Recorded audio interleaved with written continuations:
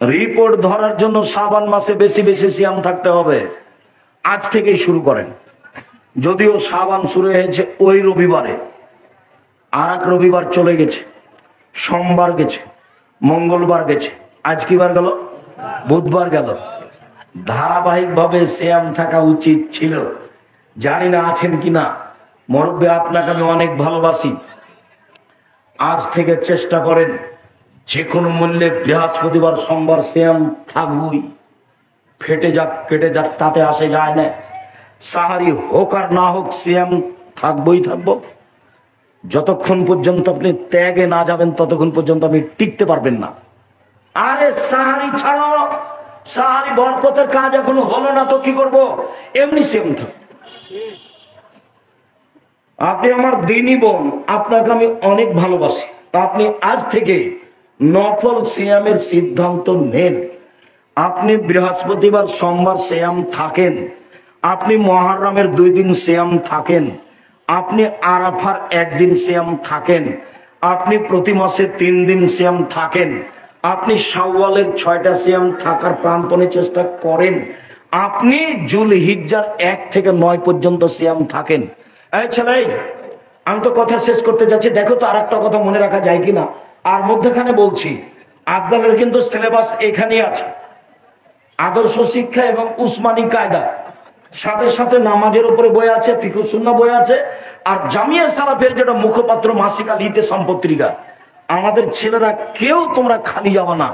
30 টাকা দিয়ে অন্তত একটা পত্রিকা সাথে নিয়ে যাবার, টাকা না থাকলে কারো কাছে 30 টাকা নিয়ে যাবা। এই পত্রিকা কিন্তু লক্ষ লক্ষ টাকা খরচ করে তোমরা বের করছো। টাকা কিন্তু আমার নয়, টাকা কিন্তু তোমাদের, টাকা কিন্তু মুরব্বী আপনাদের।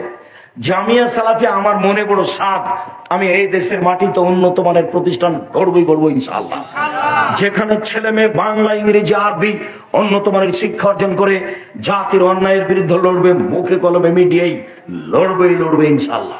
সেই পদক্ষেপ নিয়ে এক পায়ে দাঁড়িয়ে আছি। আপনাদের জামিয়া সালাফি ছাত্র প্রায় 5000, 410 জন এতিম, সারা দেশ জুড়ে যা আছে জামিয়া সালাফি তাই আছে। 300 জন শিক্ষক শিক্ষিকা, যার প্রতি মাসে বেতন লাগে 32 লক্ষ। আপনারাই দেন। আব্দুল রাহিম সাহেব গোদাগাড়ি থেকে কেউ দেয় না, আমার জানা নাই।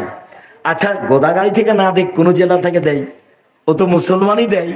32 লক্ষ টাকাকে আমি দেবীনগর থেকে বানাই না।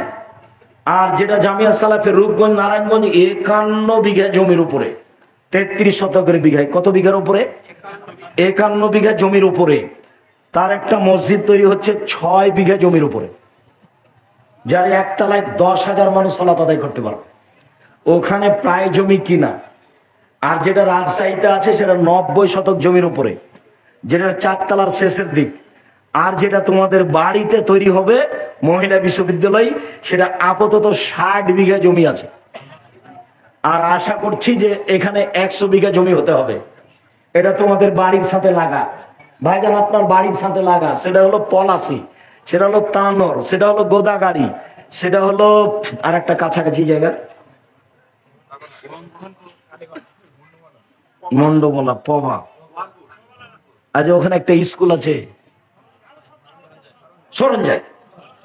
সরঞ্জায়, জি, তানোর এলাকা। ওটা কিন্তু তানোর গোদাগাড়ির মধ্যে পড়ে আছে। বিশাল সম্পদ, সব দিয়ে দিয়েছে জামিয়া নেবরাজ জামিয়া সালাফের নামে। সেটা আপনাদের সম্পদ, জাতীয় সম্পদ। এটা মহিলা বিশ্ববিদ্যালয়। সময়ের গতিতে আমি কথা বলবো। তো এত কিছু ইনশাআল্লাহ, এত কিছু যে হচ্ছে, এগুলো কি আমি নিজে করি? আপনাদেরই পয়সা দেওয়া। আপনাদের পয়সা দিয়ে আলিতে পত্রিকা ছাপা আছে, নিজের টাকা দিয়ে পত্রিকা ছাপা আছে, নিজে পড়বো না? নিজে পড়বো, এটা আমার দাবি। আর আমি যে সব বই পুস্তক লিখেছি মনে করতে হবে আপনার ভাই লিখেছে, না হলে আপনার ছেলে লিখেছে, না হলে আমি আপনার কাছের মানুষ, আপনার বাড়ির মানুষ লিখেছি। আপনি চাঁপাইনবাবগঞ্জ গোদাগাড়ির মানুষে যদি না পড়েন, তাহলে তো আমার ভিতরে আর আপনার ভিতরে একটা দূরত্ব প্রমাণ হবে, যেটা আমি পছন্দ করি না। আমি ভালোবাসা বজায় রাখতে চাই। আমার দিনী বোনদেরকে বলি যে তোমাদের ভাবি বই লিখেছে, কেন হবো অবরোধবাসিনী? আমার দিনী বোনদেরকে বলতে চাই, বেগম রোকিয়া লিখেছে অবরোধবাসিনী। তখন তোমাদের ভাবি লিখেছেন, কেন হব অবরোধবাসিনী? এদেশের শিক্ষাতে ত্রুটি যথেষ্ট, যার কারণে তোমাদের ভাবি লিখেছে শিক্ষা বনাম জাহেলিয়াত। কেন এই নির্যাতন কি তার প্রতিকার? আমরা মহিলা মানুষকে এত নির্যাতিত কেন? এই নির্যাতন কি তার প্রতিকার? এই বইগুলি সংগ্রহ করতে হবে, শ্রাবণ মাসে বেশি বেশি সিয়াম পালন করতে হবে। আল্লাহ, আমাদের যারা মারা গেছে তুমি তাদের কবরের শাস্তি মাফ করো, আমরা যারা অসুস্থ তুমি তাদের আরোগ্য দান করো।